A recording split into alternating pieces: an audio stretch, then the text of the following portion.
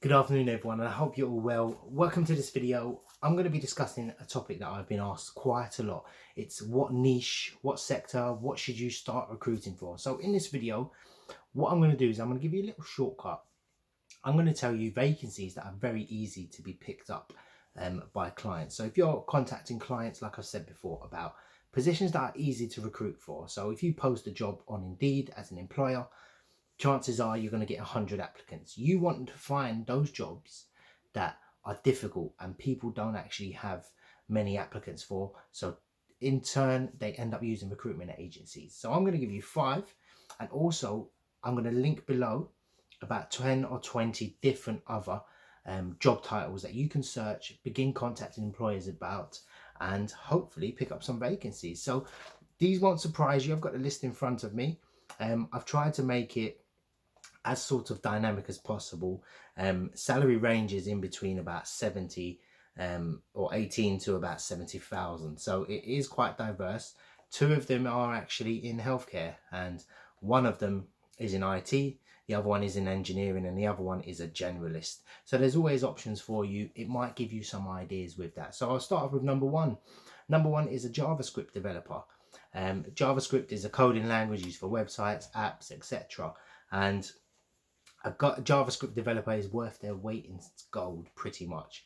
And yeah, there's always a good chance that if you've got a Java developer, whether it's a contract position, temp or perm, chances are an employer is very likely to engage with you because they're very sought after, especially for permanent positions. So developers of all kinds, database, so SQL is another good one around that, Java, and also bear in mind Python is an up and coming language that's used for sort of machine learning. So that's probably going to overtake JavaScript.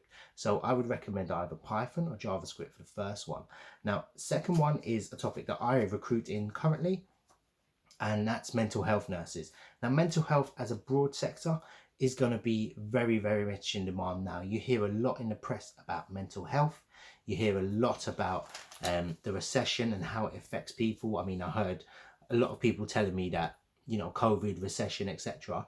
has caused more suicides than actual people dying from the virus. I don't know if that's true, but in theory, mental health, I've seen the NHS doing a massive recruitment drive along with other sort of private companies because there's a huge demand now for mental health, and there will be every recession. There's a 2-year sort of mark where mental health, you know, services are much more in demand, and there was already a skill shortage. So if you've got someone there that you can work with, mental health, if you're contacting employers for these type of positions, chances are they're gonna, you know, engage with you at a minimum.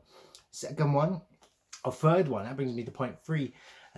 Third sort of job title that you want to be recruiting around would be social workers. Now, social workers that can fall into mental health. You could be going to visit a person such as, you know, that's got alcoholism, they're ex-criminal, whatever, or their children in need, that are under social care. So these are the type of things that are always in demand. I mean, if you go on Indeed and you search the amount of employers and the amount of recruitment agencies, it's much more.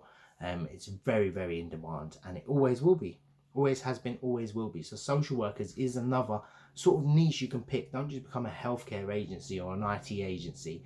You need to broaden down and just focus on one job title. There is more than enough money in any of these job titles. So if you just start an agency where you're recruiting just for JavaScript people, developers, chances are you're going to do very, very well in that.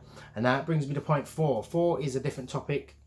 It's around engineering. So if you're looking at engineers, or you want to sort of, you've got a background in that, electrical engineers is top of the list, followed by civil engineers second. I would say they're kind of on par.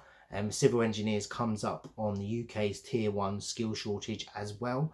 Electrical engineers comes out in tier 2. However, looking at the data from a recruiter point of view, I think companies are more likely to use you for engineering, electrical engineering as well. So you can throw in mechanical engineering, electrical, and civil engineering is also good. I don't know if you want to include architecture. So architects could be another good one in that sector as well. So I'll put these, like I said, there's a link in the description below. So I have another list where you can just cherry pick which ones you want to go for. and try them all out. So this is going to be probably a very helpful video for anyone starting up. And this brings me to point 5, a sector that I made $250,000 in under 12 months, and that was German. So you might think, wow, I've lived in London for 26 years before I moved out, and I met 1 or 2 German speakers. But if you look on job boards and you see how many companies use German speakers, I actually started my own niche agency, which was German speakers, and I work with some fantastic, massive clients.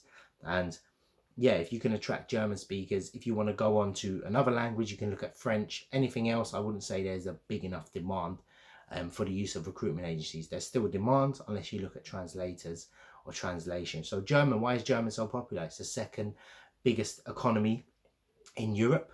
It's spoken in 3 big countries as well: Poland, Germany, and Switzerland as well. So any company that wants to do business with companies in Switzerland or sell there, you can pick up a bilingual staff member, and it does much better. So if I'm selling a SaaS product, a lot of countries you can deal with in English. However, it's easier if you get a German and an English speaker salesperson, let's say, for example.